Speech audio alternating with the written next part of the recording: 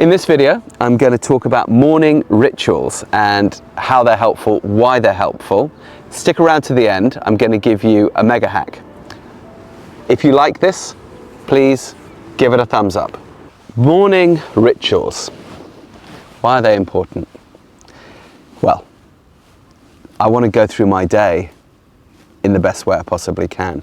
And until I started putting some attention on these things, I would say that I quite often got out of bed on the wrong side. Life is so short. How many days do I really want to spend being unnecessarily grumpy, or even minutes in that day being unnecessarily grumpy, and not enjoying myself for the time that I've got as a conscious being in the physical manifestation on planet Earth? Now, I think there are some people out there who really genuinely enjoy grumping, and so perhaps for that population, going through the day grumpy is a wonderful thing.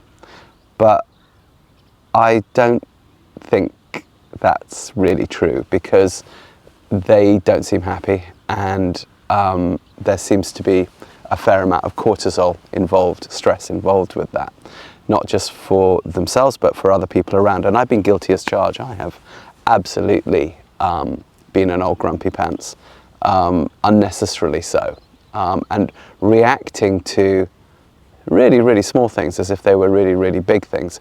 Okay, look, we know this is the human condition, but that doesn't mean we can't improve it. And I also noticed, of course, that when I was living with hunters and gatherers, there just seemed to be less of that. It's not that people never got grumpy, they just didn't seem to stay there as long. But the quality of life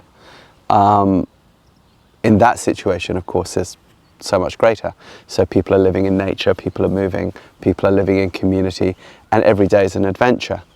That seems to be how it should be for humans. And of course, for many of us, it ain't. So what do? Well, the morning ritual does set a tone, an emotional tone, and a frequency and vibrational tone for the day. And I find that if I pay attention to this, things seem to go better. So I want to draw attention in this video to what are the different types of morning ritual that we can look at, because they differ for different people. And I think they differ for not just because of temperament and personality type, but also what kind of thing you do for a living.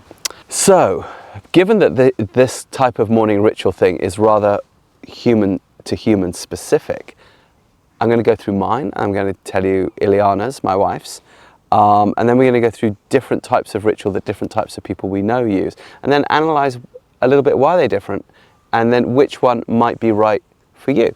Okay, so my one is when I am waking up and I am lying there between sleeping and waking. In the morning, I go through a small meditation, because it seems to me that's when I've kind of got one foot in the spirit world. I'm in this liminal state between conscious and unconscious, and therefore I can sort of prompt my subconscious from my conscious mind. So I visualize things that I would like to do that day, things that I would like to do generally. I give thanks and praise, gratitude to Jah Rastafari, collective consciousness, God, the universe, whatever name you're comfortable with, for things that are really small, like the bed that I'm lying on, the roof that's over my head, the sound of my children getting up, whether they're laughing or whether they're arguing, I'm grateful for them. The new day of life that's been granted to me, the air that I'm breathing. And sometimes I will listen to a small yoga nidra meditation. Sometimes I will just do this type of meditation and slow breathing as I lie there in this liminal state. But the key point for me there is really gratitude. And frequently, if I'm selecting a meditation, it's often a gratitude-based one. And this seems to put me in a really good state for the rest of the day if I do this. If I go back in the middle of the day and do it again with a short nap, it goes even better. My wife, Ileana, she has a different one. She gets up earlier than everyone else in the household so that she can have this quiet time without people needing things from her, where she can have a breakfast that is really leisurely and at her own pace, where she can drink a coffee in a meditative fashion. She says she doesn't meditate, but there's something meditative about that. And she reads a book. She doesn't scroll on her phone. She puts her phone away in a different room and she reads a book.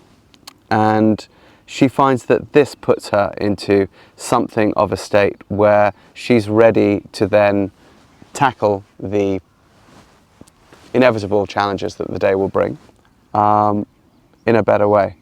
Now, I know other people who use a morning run. Some of the people use a cold plunge. I know others who go off to the gym and lift weights. Why don't I do that? And why doesn't Ileana do that? Well, because most of my day is the cold plunge and the lifting of weights. We happen to live this very, very physical life. So what we're going to be doing once we get going in the morning is going out and cleaning a whole bunch of horse poo, a large amount of it, probably in the rain, in the cold, pushing that wheelbarrow up Poo Mountain, and then we're going to be dealing with horses, and this is wonderful, but it's very physical. We're going to be walking a lot of kilometers, whether we're training horses, whether we're moving horses around, then we're going to be swinging into the saddle, and we're going to be doing our thing there. So our morning rituals are not physical. Our morning rituals are more spiritual, mental, emotional, because the rest of our day is going to be very physical. However, the people that we know who start the day with the cold plunge, with the run, with the trip to the gym, a lot of those people that I know, their day is not going to be so physical. They're going to be using a much more intellectual and much more sedentary way to their livelihood. So for them to get those endorphins into their body, to get that serotonin going in the gut through the exercise, to get that BDNF, brain-derived neurotrophic factor, which is neuroplasticity, going through movement and problem solving, first thing in the morning, sets them up for the day. So the question is, what is your livelihood? What is your culture?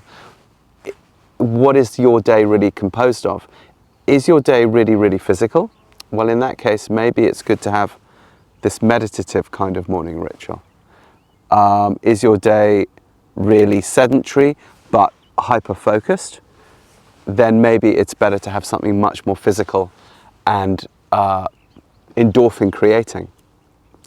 But what seems to be true is that to have a morning ritual is important, helpful, life improving, quality of life enhancing, not just for us, but for those around us. All right, I promised you a hack. It's not a hack that you might think. It's not an activity, and it's not a mental, emotional, spiritual thing. It's protein. Protein. Protein, protein, protein, protein, protein, protein, protein.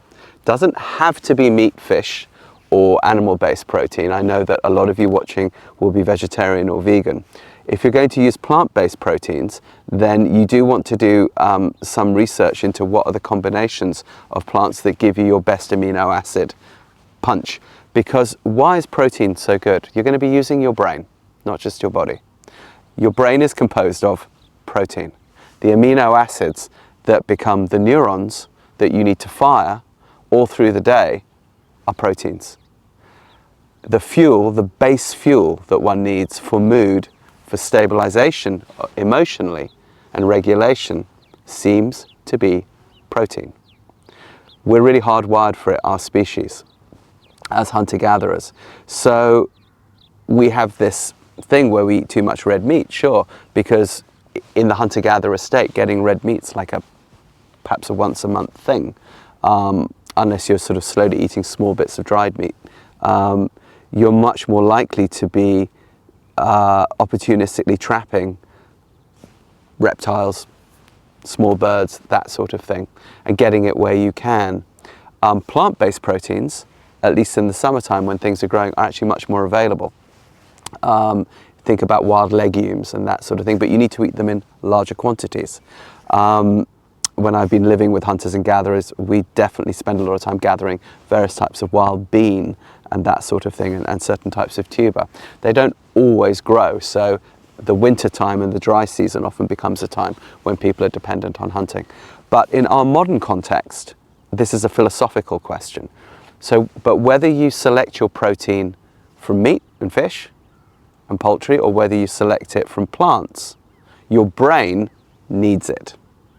Your emotional state, your endocrine system, your hormones need it. If you start the day with protein, and also all through the day, even if you're very active, as often as every 3 hours or so, give yourself a little top up, see what the effect on your mood is.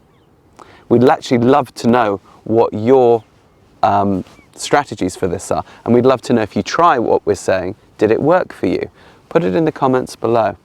So if this video was helpful, please give it a thumbs up, please hit the subscribe button, please like it, please share it, because we can all benefit from stuff like this. I didn't become aware of things like this until I read about them and watched them. People do need to circulate this kind of information. That's the whole point of us as a community. So if you would also like to dive in greater detail to some of these strategies for living a bit like a hunter-gatherer in our modern society, please go on our website, longridehome.com, and you'll find a ton of stuff on there too. All right, see you on the next one.